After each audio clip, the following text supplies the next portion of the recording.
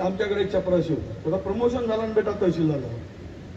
आता तहसीलदार झाला तर पहिले झेंडा फडकवा लागते, पण तहसीलदार झाल्या बेटा एक बाईक होती तर दोन बायका केल्या. पहिले चपराशी होती, एक बाईक होती लुगडेवाली.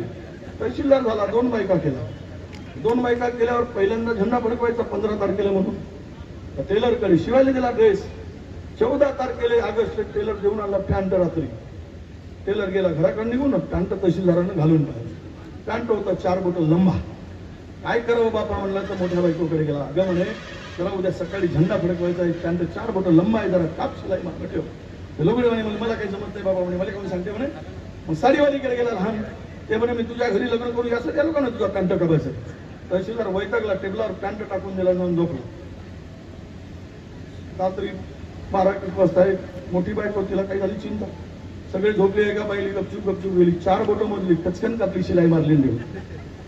पहाटेला उठली, लहान बाईचा डोळा उघडला. तिला वाटलं साहेबांना सांगितलं, मी तर कापलो नाही बाप्पा. सगळेजण झोपले, एका बाईली गपचूप गेली, 4 बोटं मोजली, कचकन कापली, शिलाई मारली. सकाळी उठला तहसीलदार, त्याला वाटला झेंडा फडकवायचा आहे. दोनही बायकांना कापले नाही, त्यानं आड नाही पाहिला, ऊन नाही पाहिला, 4 बोटं मोजला, कचकन कापला, शिलाई मारला, ठेवला. पॅन्ट घातला, पॅन्ट पुन्हा घुटण्यावर आला आणि तहसीलदारचा चपराशी झाला. असे 4 बोटं कापू हे 3 जण महाराष्ट्राला साफ करताय आणि तहसीलदारला चपराशी हे लुटण्याचं काम सुरू, उद्ध्वस्त करण्याचं काम सुरू. आणि म्हणून तुम्हाला माझी विनंती आहे, यशाला फसू नका. फसले आता पुढे झाले. खरं तर 1 तास बोलायचं होतं. हा वेदर बदललाय मला आणि पुन्हा मला सभेला जायचं. पण विजयी सभा तुमचा उमेदवार विजय वडेट्टीवारांनी हातात घेतला आहे. निरीक्षण पंढरी मोठ्याची खबर.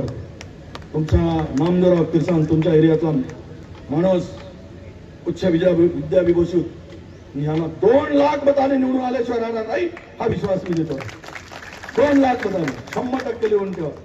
कोई तूफान आहे, कुछ आहे, हम इनको चुटकेला आहे, चॅलेंज आहे. आणि त्यासाठी तुमचे सगळ्यांचे आशीर्वाद आणि